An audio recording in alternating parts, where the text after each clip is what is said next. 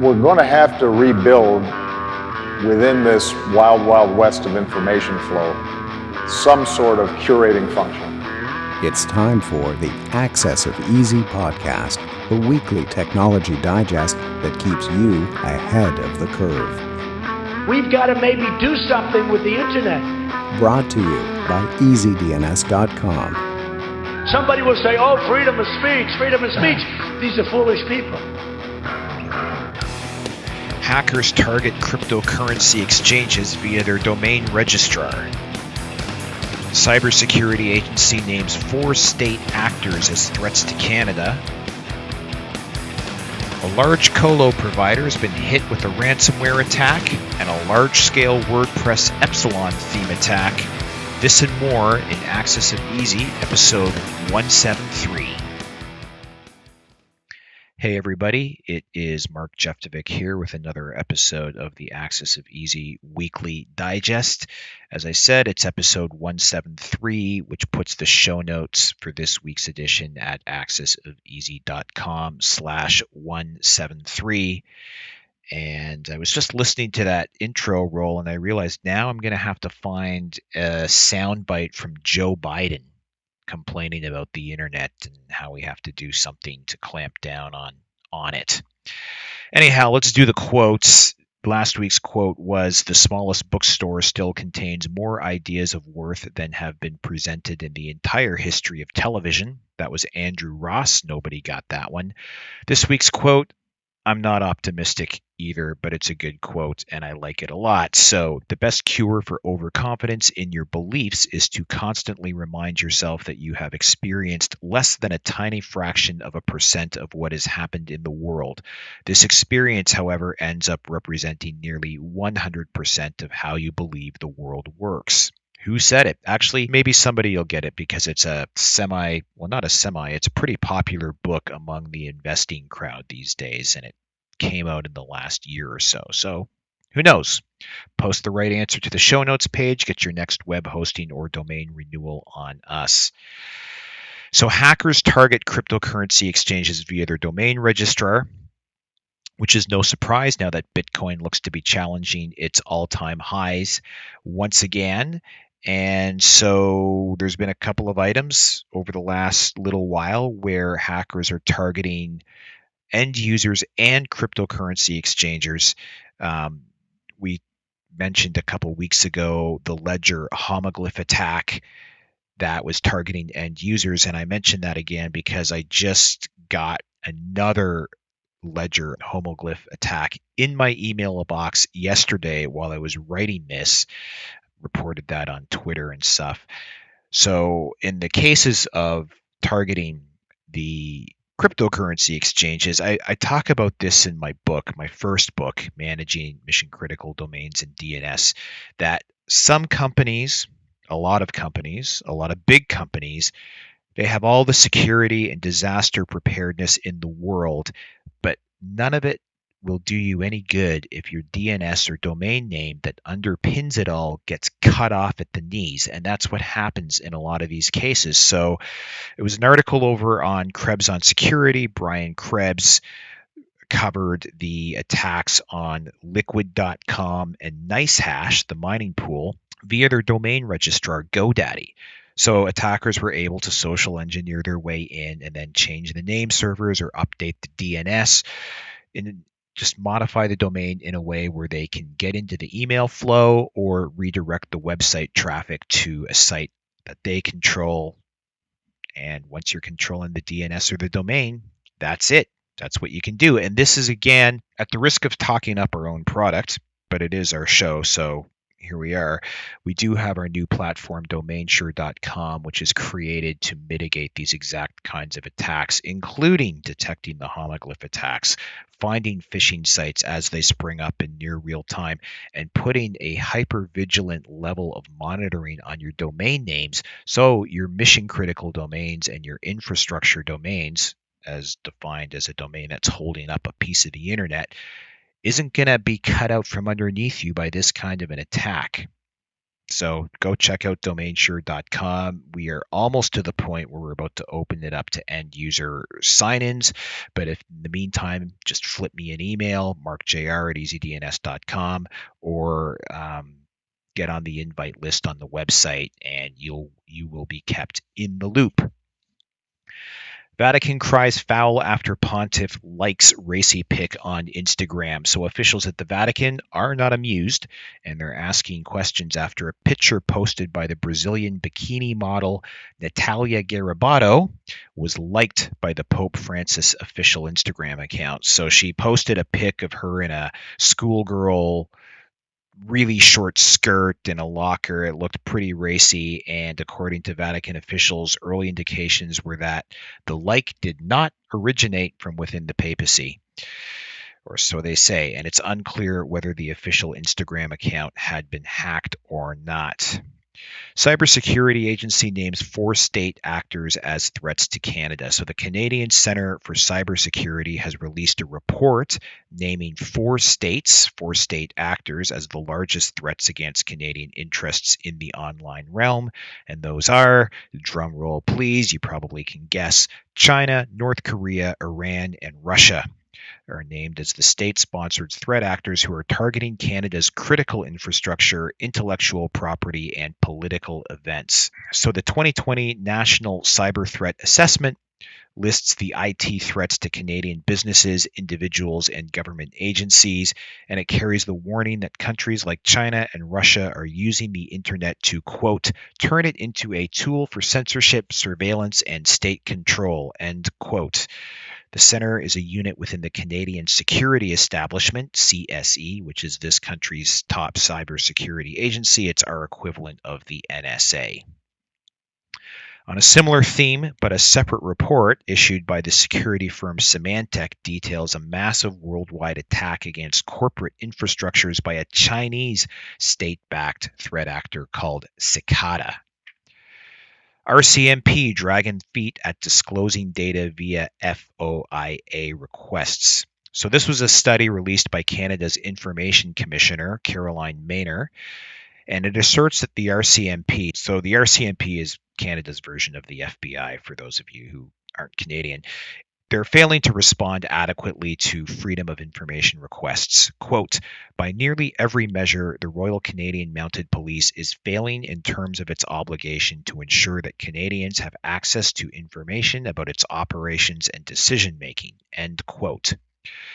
Ms. Maynor added that neither the agency nor the Trudeau government seems very interested in addressing and fixing the problems. So Canadians are supposed to be able to request information from the RCMP and receive a response within 30 days. However, the study found an over 1,000% increase in delays that push those response times out past a year, and in many cases, the requests simply come back with the agency saying that they found no information. In one particular case, the one with the mass shooting in Nova Scotia that resulted in sweeping new legislation from the federal government banning so-called assault rifles, and parenthetically, it also included websites named after assault rifles, FOIA inquiries initially yielded no results until IC Maynor began investigating, at which point thousands of documents were found. The other thing I'll mention, and I've mentioned it in AxisOfEasy before, a subsequent piece by Maclean's, an in-depth expose, made a compelling argument that the shooter in that Nova Scotia mass shooting was an RCMP confidential informant. So it would be hard to believe that there's no documents anywhere to be surrendered. Maynor is worried that unless immediate action is taken to rectify RCMP transparency, things will move past the point of no return to fix it. She adds the RCMP is not alone to blame, but the federal government and Public Safety Minister Bill Blair seem largely unconcerned and have ignored most of their recommendations to reform.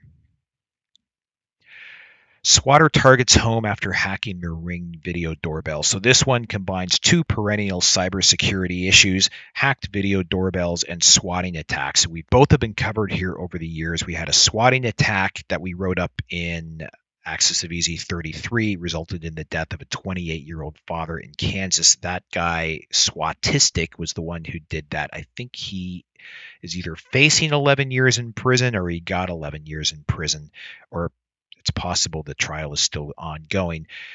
The other one that we wrote about was a hacker prank that saw families being taunted via their Ring doorbells after they had been hacked. So this time, the attackers hacked a Ring video doorbell to surveil the occupant of a house. When they knew she was home, they called in a SWAT attack to her address, telling the police that he had murdered his estranged wife and had barricaded himself in the home with explosives. Nearby, the kids' school went on lockdown. The police arrived, only to be taunted verbally via the hacked doorbell. So apparently there's some prior history here, and the attack is believed to have originated in Sweden. Librem 5 phones are finally shipping. I know a few readers went ahead and pre-ordered the Purism Librem 5 phones based on what I've been saying here in AxisOfEasy. It was such a long time ago that I've been sort of close to giving up waiting on it myself. I feel bad for anybody who would have ordered it on my recommendation, but I saw the notice last week that they are now mass shipping the Librem 5s. I haven't got my shipping notice yet, but I'm hoping that I will soon, and I'm cautiously optimistic that I will have my new phone in my hand soon. Right now I'm using one of my daughter's old iPhones. It's like really old. It's an iPhone 5 or something like that, and it's tiny.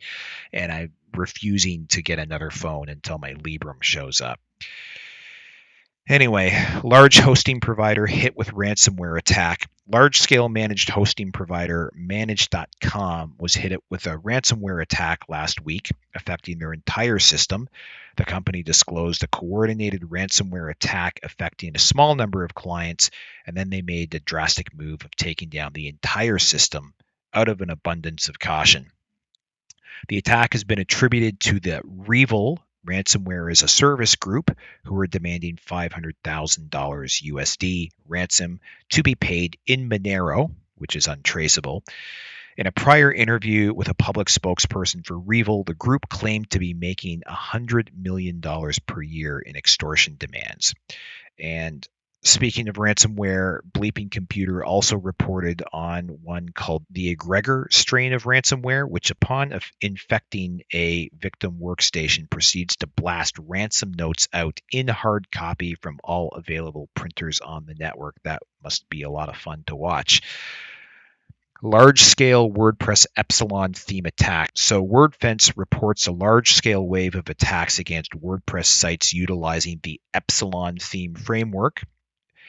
They estimate close to 150,000 sites worldwide could be vulnerable. The attack utilizes a recently reported flaw called function injection, and they published a list of vulnerable themes. There's like 12 or 14 themes here, so check the show notes for that, and we've got them all listed. There's no active exploit known yet. These are all just probe attacks, but if you're running one of these themes, you want to upgrade it and get it fixed before this thing becomes actively exploited. If you're on Easy Brand with Blog Vault support, which is everything above the hobby level, and everyone who was originally in EasyPress at any level who got grandfathered in, we've already checked your sites and upgraded your themes if you're impacted. So an unexpected blast from the past yesterday while I was writing this, the CBC ran a From the Archives piece about music on the internet from 1996. So I was in that piece. We were hired by Warner Music Canada to do a online press kit for a band from Vancouver called Salvador Dream, and they explored the copyright infringement ramifications of putting music on the internet, and just what does it mean to put music on the internet, because the internet was so new in those days. It was still, you could get on TV just by being on the internet, which is what we did. And so we linked to it in the show notes if you want to know what I looked like back in the day when I was in a metal band and had hair. Look no further. There it is. And AxisOfEasy, Salon number 31, the COVID episode. So this week on the Axis, There's two things. First, one was an article by Jesse Hirsch about Canada's new Digital Charter Implementation Act, and the other thing Charles wrote that he really nailed the phenomenon that I've been calling the Great Bifurcation. And then in Salon number 31, we finally devoted the better part of an entire episode talking about the elephant in the room, which is the coronavirus. So that's it for this week. The show notes are at AxisOfEasy.com/173. Stay healthy, stay safe, stay sane, and have a happy Thanksgiving, however you're going to celebrate it down in the States. That would be this week, I guess, Thursday. So have a good one, and we will see you all next week.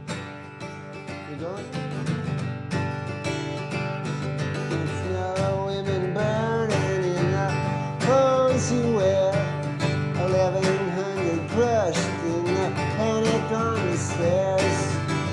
The fire exits like cause he's an entrepreneur. Got those women working, but you looking good, I swear. That's Bangladesh. Rhymes with your friend.